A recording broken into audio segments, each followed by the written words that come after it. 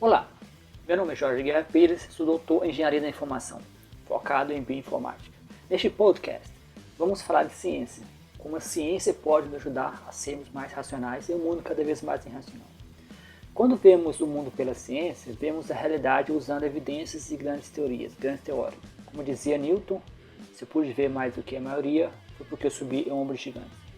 O meu foco aqui é compartilhar com vocês um pouco da minha experiência no mundo acadêmico.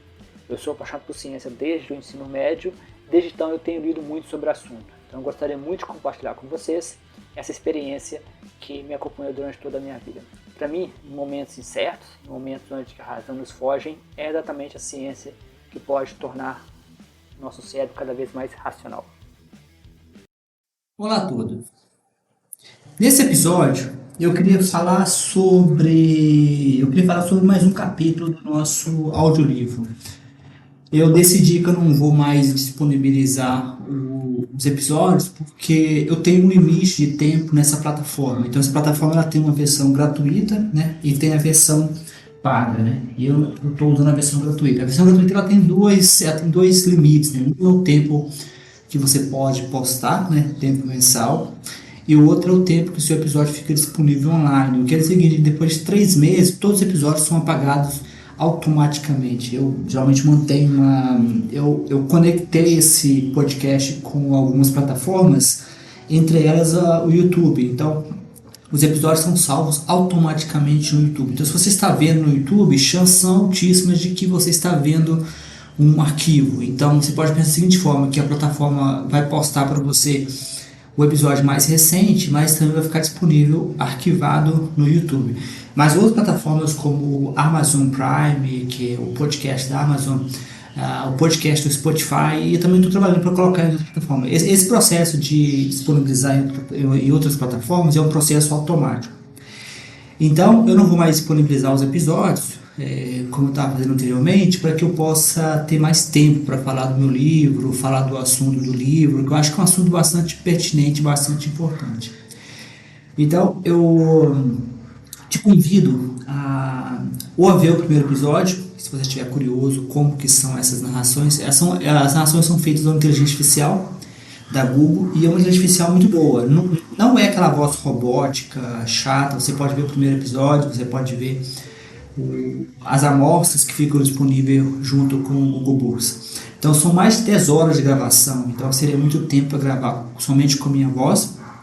E também eu acho a voz artificial muito melhor, especialmente porque, como você pode ver no primeiro episódio, eu consigo usar várias vozes, né? Eu uso pelo menos 3 vozes diferentes, uma voz para citação direta, outra voz para inglês, com um termo em inglês, e esse processo de ter várias vozes eu acho que ajuda bastante a entender o conceito. Então eu convido vocês a conhecer o meu audiolivro. Você pode ver a amostra ou pode ver o primeiro episódio, né, que é uma amostra.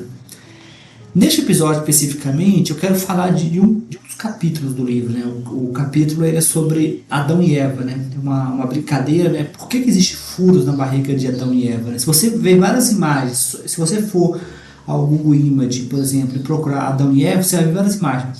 Se você observar as imagens, todas as imagens têm furo no umbigo, tem um furo na barriga, que é o umbigo, né? Se Adão e Eva são o início da civilização, se eles são, por exemplo, o início, são os primeiros seres humanos, teoricamente eles não deveriam ter umbigo. O umbigo é o sinal de nascença, é o cordão umbilical. Então, assim, o que é mais curioso é que essa pergunta já existe há bastante tempo, né? Foi publicado um livro, se não me falha a memória, mais de 100 anos ou 200 anos atrás, não sei, que falava exatamente isso, o umbigo de Adão e Eva. O umbigo de Adão e Eva, eu falo tanto nesse livro agora, por quê?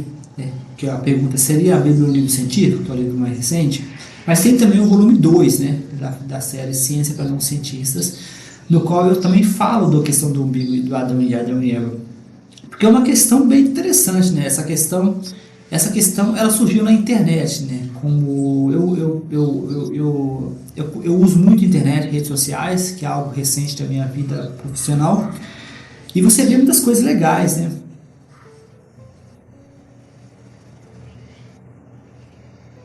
Você vê várias pessoas com vários questionamentos, com várias discussões que são bastante interessantes e bastante pertinentes. Como exemplo, um exemplo interessante é o caso de Adão e Eva, né? Essa pergunta apareceu em uma rede social de ateístas que eu sigo no X, e eu comecei a pesquisar sobre isso, eu comecei a procurar mais informações se é uma coisa específica de ateus modernos, ou se é uma coisa específica de algum ateu especificamente. A parte mais curiosa que eu encontrei é que essa pergunta já foi feita no passado. E outro ponto também curioso que eu encontrei é que religiosos geralmente não se debruçam sobre essas questões. Eu acho bastante curioso que as grandes questões da Bíblia, como os questionamentos, coisas e tal, são feitas por ateus e alguns religiosos que são mais moderados. Mas em geral, o religioso em geral, ele aceita aquilo como verdade. Ele não questiona, por exemplo, as contradições na Bíblia. Por exemplo, esse caso do livro de Adão e Eva é uma coisa bem interessante, né? Porque você encontra no livro, eu coloco algumas citações diretas de pessoas que já fizeram essa pergunta e de pessoas que deram algumas respostas. Por exemplo, uma das respostas diz que se Adão e Eva têm um umbigo, então se você assumir que nós somos a imagem e semelhança de Deus, que a Bíblia fala isso, então teoricamente Deus também tem um umbigo, né? Então eu pergunto, para que serve o umbigo de Deus, né? Essas perguntas, elas não têm respostas. E você pode perguntar, mas por que as imagens, por que a Bíblia não tem imagem, né? Essas imagens são recentes, né? Do cristianismo recente. Eu falo também no livro, também eu traço alguns pensamentos sobre isso. Uma das explicações é que era proibido, né? Isso é muito curioso, que era proibido fazer imagens na época quando a Bíblia foi escrita, né? É proibido fazer imagens. Só que alguns historiadores da Bíblia dizem que já existia imagens na época, né? Então a pergunta é por que a Bíblia não incorporou essas imagens? Por que a Bíblia é somente palavra? Nós sabemos como é difícil, né? Você expressar muitos conceitos em forma de palavras. E a Bíblia é muito confusa por causa disso. Porque, por exemplo, eu estava entrando em uma discussão esses dias com um rapaz no nosso grupo de Facebook. Ele é religioso, a gente já conversou em vários pontos, né? Ele dá para ver que ele é bastante religioso. E o nosso episódio anteriormente, né, nosso episódio anterior foi por que a Bíblia não fala de dinossauro. Daí ele falou, mas a Bíblia fala de dinossauro. Eu queria saber por quê, né? Eu perguntei ele por quê. E ele deu duas respostas, né? Uma resposta é que Deus criou todos os animais. Então isso já engloba os dinossauros, né? É conveniente, né? Muito conveniente. E segundo, ele comentou de dois animais que falam na Bíblia, que nós temos um capítulo inteiro falando desses animais. Só que se você presta atenção, no livro eu comento com mais calma, com mais detalhes, se você presta atenção nesses animais, a descrição ela não encaixa em nenhum animal, mesmo sendo um dinossauro. Porque se você pega as descrições desses animais, que supostamente seriam dinossauros, ela não se enquadra. E também não se enquadra em outros animais grandes, como por exemplo, poderia ser um elefante, né? Poderia ser um hipopótamo. Você lembra? Eu lembro que eu citei o exemplo do elefante, mas não lembro quais exemplos que eu citei em todos os exemplos. Mas meu ponto é que as descrições genéricas da Bíblia, ela só funciona para a pessoa que tem fé, né? Porque se você começar a criticar, a Bíblia é um livro que... E no livro, porque seria a Bíblia um livro científico, que é uma provocação, eu faço muita reflexão sobre isso. Mas o volume 2 dessa série Ciência para um Cientista também fala sobre essas provocações. Mas para o religioso, essa descrição genérica, somado ao fato de que eles acreditam que a Bíblia é uma espécie de livro sobre tudo, isso já é o suficiente, né? Esse rapaz, por exemplo, que falou isso, eu já venho conversando com ele em bastante postagens, né? E ele tem várias argumentações que são bastante, que ele chama de... fugiu o nome técnico, porque o nome técnico para isso, mas são pessoas que, apologéticos, né? A gente chama de apologéticos cristãos, e são pessoas que são inteligentes o suficiente para criar lógica, né? Eles são inteligentes o suficiente para criar lógica. E essas pessoas realmente têm várias lógicas para supostamente propor que a Bíblia é um livro, né, ou que a religião ela é racional, né? Então, um exemplo, por exemplo, que ele cita muito, que é o exemplo da argumentação cosmológica, né, que aparece no volume 3 da nossa série Ciência para um Cientista.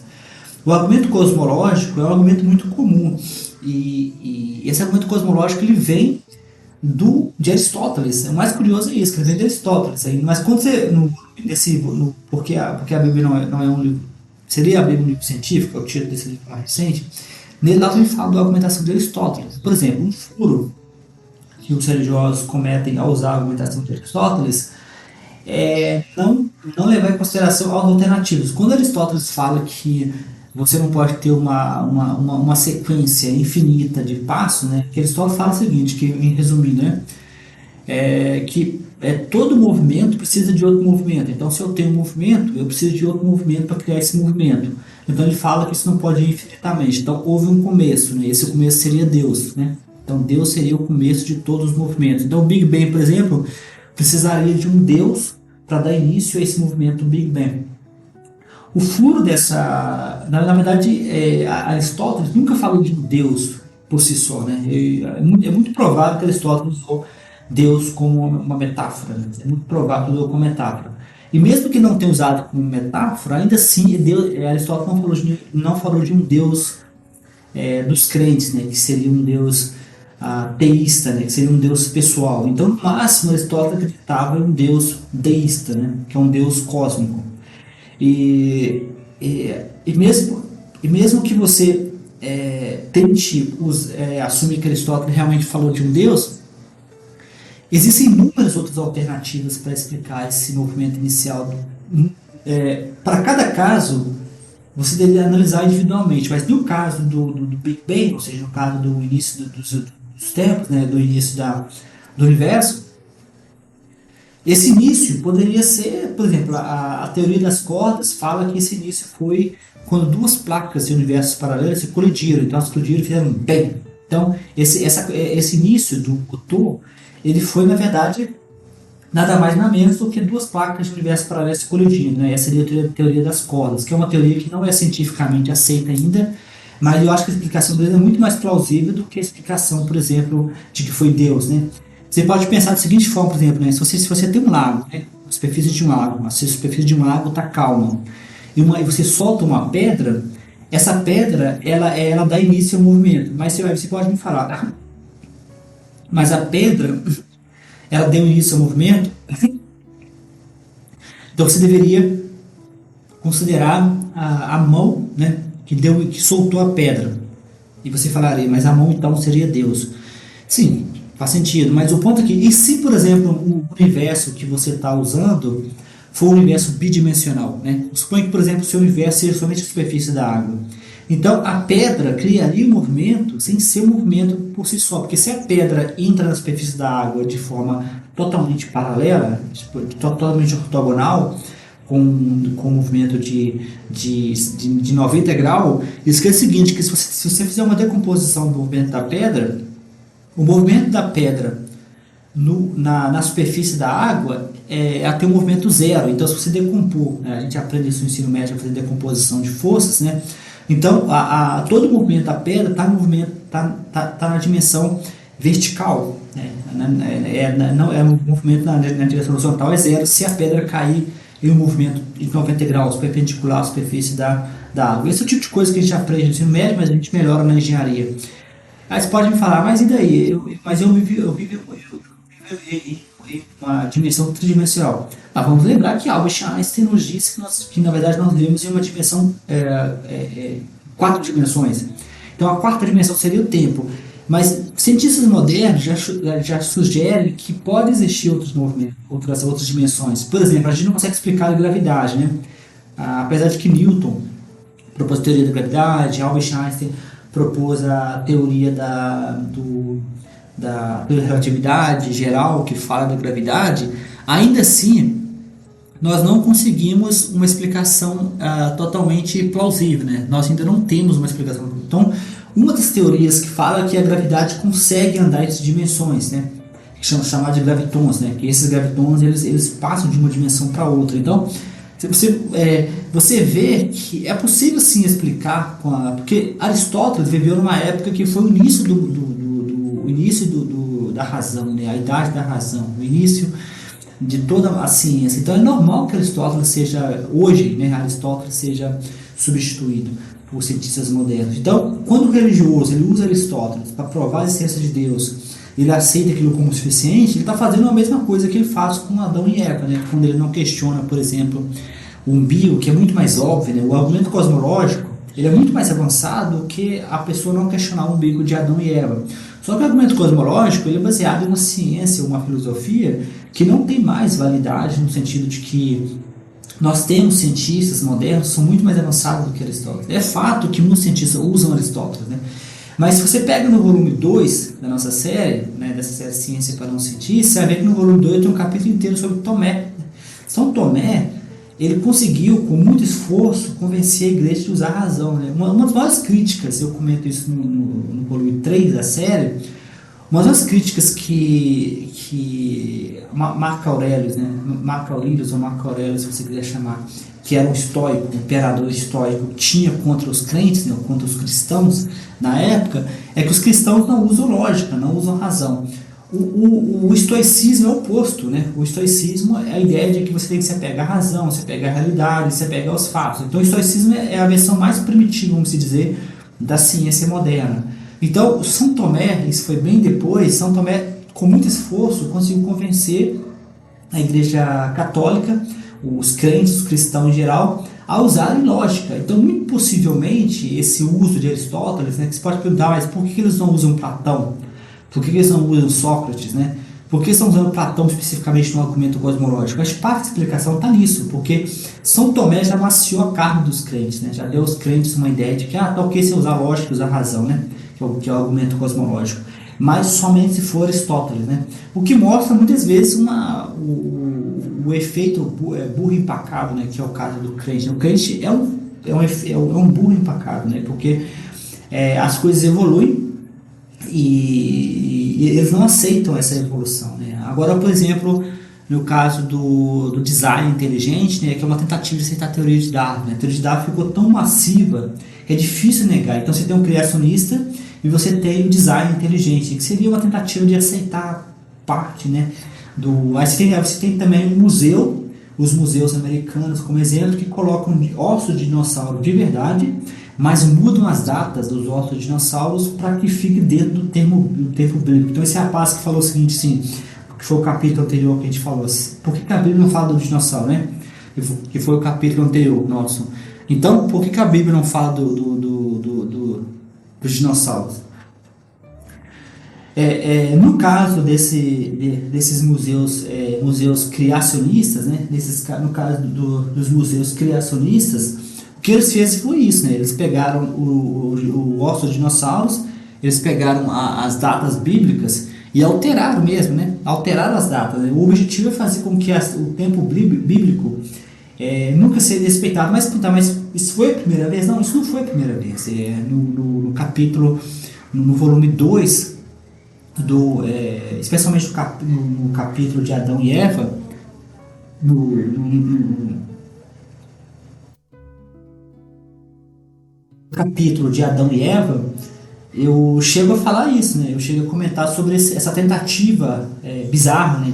No passado, quando eles descobriram os fósseis, né, de dinossauros, os religiosos ficaram meio perdidos, né? Porque aquilo mostrava que o mundo era muito mais antigo do que Gênesis, né? Do que eles acreditavam, né? E uma tentativa de não lidar com isso foi que alguns, na época ciência e religião era muito amarrada, né? Hoje em dia está ficando mais separada, ainda bem, né? Está ficando mais distinto, mas a interseção, a promiscuidade entre o cientista e o religioso ainda era grande. Tanto que grandes pensadores como Darwin, Galileu eram católicos, mas isso, para mim, isso era mais uma questão de sobrevivência, porque ser ateu era muito perigoso, né? Quando as pessoas falam de o ateu moderno, né? Os 4 cavaleiros do ateísmo moderno seria o Daniel Bennett, né? Que é o nome dele, Christopher Hitch, Richard Dawkins e Sam Harris, que são os 4 cavaleiros do ateísmo moderno. Eu acho que o termo ateísmo moderno tem que ser usado por causa disso, porque pela primeira vez na história, o ateu pode ser ateu sem medo de ser morto, né?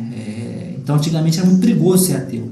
Então, ser agnóstico, como foi o caso de Darwin era um cristão tendendo ao agnosticismo, né? Então, na época era perigoso. Então, quando a gente fala de ateísmo moderno, a gente fala de ateísmo moderno que já agora a gente pode, pelo menos nos países os países na democracia, a gente pode falar que a gente é ateu sem medo de ser morto, né? Então, a gente fala ateísmo moderno. Então, assim, na época, algumas pessoas que trabalham com geologia, eu acho que seriam cientistas, eu não sei muito bem se eles seriam classificados como cientistas na época, mas eles tentaram, publicaram livros, livros que conectavam a Bíblia com os achados arqueológicos. Era uma tentativa, é muito parecido com os museus modernos, né? Quando as pessoas atualmente nos Estados Unidos tentam amarrar o criacionismo, né? Colocando as datas bíblicas em ossos de dinossauros, tentando meio que fazer uma espécie de aperto, né? Porque assim, os dinossauros falam que a Terra existiu durante milhões de anos, né? Já o tempo bíblico é calculado de 4.000 a 6.000 anos, então eles têm que fazer uma espécie de apertar mesmo a data, né, para poder fazer, o que é muito bizarro, né? Porque se você fizer essa brincadeira, você pode falar muito bem que a capa do nosso livro é uma provocação, né? Tem Jesus sentado em cima de dinossauro, né? O que, se você pegar as datas bíblicas e levar a sério a Bíblia, você pode falar que Jesus caminhou nas costas de dinossauro, né? Ou que qualquer ser humano, né, que é uma das piadas que fazem isso, porque quase metade dos americanos acreditam que o ser humano viveu ao lado dos dinossauros. Então, as piadas que a gente faz online sobre os americanos é isso, de que na cabeça deles, muito possivelmente, alguém usou o dinossauro como cavalinho, né? Uns cavalinhos de dinossauro. Então, assim, isso não faz qualquer sentido. A gente sabe que e quando você presta atenção, às vezes, durante muito tempo, eu era agnóstico, né? Porque eu achava que desprovar a existência de Deus seria difícil, você precisaria de ciência avançada, mas não é difícil, porque quando você começa a perceber a forma como eles... porque existem duas coisas que você deve considerar para ser ateu, né? Deixar de ser agnóstico, né? Que o agnóstico está em cima do muro, e passar a ser ateu. O primeiro ponto que você tem que considerar para ser ateu é que qualquer afirmação que desafia a realidade precisa ser provada, né? Aí você pode perguntar, mas por que você tem que usar essa regra, né? Usar essa regra. Porque se você não usar essa regra e abrir uma exceção para o Deus de Abraão, né? O Jeová que ele chama, ou vários nomes que eles dão a ele, né? O Deus de Abraão. Se você abrir uma exceção para isso, tem que abrir exceção para todos os deuses, né? Você tem que abrir uma exceção até mesmo para o chupa-cabra. Muitos religiosos não gostam quando a gente compara o Deus com o chupa-cabra, ou compara com o pé grande, que é uma piada que a gente usa na internet, mas a superstição, uma vez eu conversei com um crente, ele é cético, ele é ateu com relação a todos os tópicos que comentei com ele, chupa-cabra, todos os tópicos, mas com relação a Deus ele não é. Então isso é bizarro, porque no volume 3, tem um capítulo que ele chama petição especial, o nome disso é petição especial, né? Tem um capítulo inteiro no volume 3 da nossa série Ciência para Não Cientista, onde eu falo sobre isso. Petição especial é quando você diz que todo o mundo inteiro, né, o universo tem que funcionar de acordo com um conjunto de leis, só que o seu Deus não precisa respeitar essas leis, né? Que é o caso, por exemplo, de eu sou cético com relação ao chupa-cabra, eu sou cético com relação ao pé grande, eu sou cético com relação ao saci pererê, mas eu não sou cético com relação ao meu Deus, né? Mas se você presta atenção, o que separa o chupa-cabra, né, e o pé grande de o Deus de Abraão é um livro. A diferença é que o Deus de Abraão tem 2 livros e um punhado de crentes que acreditam nisso. Essa é a única separação, essa é a única diferença. Nessa argumentação, você poderia falar que o Homem-Aranha existe, né? Eu tenho um capítulo inteiro sobre o Homem-Aranha no volume 2, né? Porque eu comparo o Homem-Aranha com Jesus, né? E claro que os crentes não gostam quando se fica comparando, porque eles acham que a crença deles ela está acima de qualquer coisa, né? Mas isso por si já é uma crença, né? A crença ela é cheia de crenças, né? Ou seja, a crença de que as suas afirmações não podem ser verificadas. Por exemplo, eu tenho visto vários debates online no qual ateus enfrentam os teístas, né? Que, ou seja, são os crentes americanos, né? É óbvio que uma coisa que eles gostam de dizer com bastante frequência é de que existe uma dimensão transdimensional que a ciência nunca vai explicar ou nunca explicou. O problema é que isso já é por si uma crença, né? Uma crença sobre a crença. Então eles constroem todo o universo de crença dele em cima de uma crença. Qual é essa crença? É a crença de que existe uma espécie de universo, uma espécie de dimensão que pessoas na época do bronze, né, ou seja, eram pastores, eram pessoas analfabetas que nem sabiam escrever, não sabiam ler, não sabiam. Se vê que a Bíblia nesse livro mais recente, né, agora que seria a Bíblia um livro científico. Então, nesse livro mais recente, eu mostro vários erros numéricos graves que eles comentam, né? Por exemplo, a caminhada de Moisés, aparentemente, no deserto. Eles demoraram, aparentemente, 40 dias, assim, se me fala a memória. Aí eu fiz uma brincadeira, se você pegar um caracol, né? O caracol, uma lesma, vai ser mais rápido que eles, né? Então você vê que os erros, por exemplo, a domesticação, quando os camelos foram domesticados, né? A data está totalmente errada, né? Totalmente errada. Então, isso nos leva a crer que não somente os primeiros cristãos, né, os cristãos primitivos, não eram somente analfabetos, como também eram analfabetos em termos de números, não sabiam contar, não sabiam usar números, né? Então a pergunta é, por que a gente vai acreditar que essas pessoas que não sabiam nem contar realmente encontraram uma dimensão paralela que nenhum cientista vai encontrar, né? Então isso já mostra que a crença ela é baseada em outras crenças, né? Então, o caso do bico de Adão e Eva é um exemplo clássico, né? É um exemplo fácil, né? Porque no caso, no caso do argumento cosmológico de Aristóteles e da dimensão paralela transcendente que a ciência não consegue explicar, são dois tipos um pouco mais complicados. Você pode sempre argumentar que isso é um pouco complicado, aí as pessoas precisam de um pouco mais de estudo, né? O argumento cosmológico ele é difícil de derrubar, você precisa de um pouco mais de maldade para derrubar ele, porque ele foi feito, ele usa Aristóteles, que era um grande pensador da época. A ideia da dimensão paralela também é um pouco mais complicada, porque ela implica, né, uma coisa que até mesmo os cientistas se matam, né, como mecânica quântica, então já é um argumento um pouco mais avançado. Mas o bico de Adão e Eva, ele não é difícil de você perceber, né? Só precisa que você desligue, né? Você tira o óculos da fé, né? Desliga, porque assim, a ideia de João 20, 29, né? Ou outras passagens da Bíblia que eu comento repetidamente nos meus livros, ele mostra uma tentativa de fazer o cristão acreditar, né? Porque João 20, 29 fala isso, que Jesus, quando Tomé faz a pergunta lá, aí Jesus dá um coice nele, né? Bem-aventurado daquele que acredita sem ver, né? É isso que o crente faz. O crente não somente ele acredita sem ver, como ele valoriza também a pessoa que tem fé, né? Eu comento muito isso no livro, né? Que vale mais um cara idiota, mas com fé, do que um cara inteligente, mais cético, né? Essa seria a máxima cristã, né? O abobado e religioso, né? Que aí eles tendem a dar muito valor à fé, como se a fé fosse uma espécie de habilidade que a gente deveria valorizar, sendo que a gente não deveria valorizar a fé. A fé é um defeito da mente, né? E a neurociência já mostrou isso, né? Então, pessoal, nesse episódio eu vou parar por aqui e eu convido vocês a compartilhar. Esse podcast está disponível no YouTube, Spotify, Amazon Prime e muitas outras plataformas. Eu convido vocês a compartilhar com os amigos, manda também para alguns crentes, né? Eu acho muito pouco provável que o crente vai dar mínima para o que eu estou falando, mas o crente moderado, o religioso moderado, talvez, o agnóstico, talvez.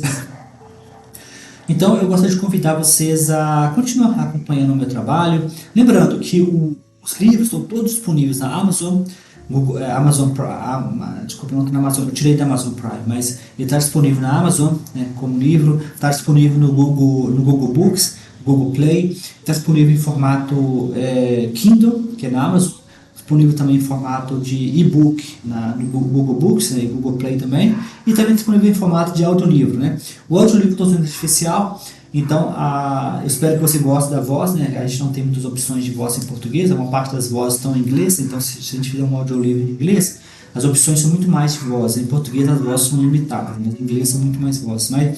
Mas são 3 vozes diferentes, foi o suficiente para fazer um efeito bem legal, de você separar a citação, título. Eu acho que ficou bem legal, né? Então, abração a todos e até o próximo episódio.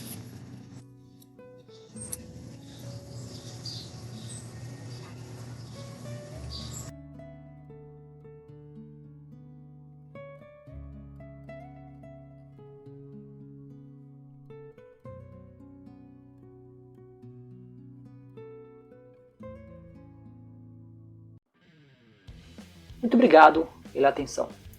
Temos livros na Amazon, no formato Kindle. Esses livros eles vêm conectados a blog e site. Então, visite nosso site, ciência para não cientistas, jovempesquisador.com. Ciência para não cientistas, jovempesquisador.com. Contato jorgeguerrapires@jovempesquisador.com. Contato jorgeguerrapires@jovempesquisador.com. Caso de interesse em fazer doações, pode fazer um Pix para o mesmo e-mail, novamente, jorgeguerrapires@jovempesquisador.com. Muito obrigado e espero te ver no próximo episódio.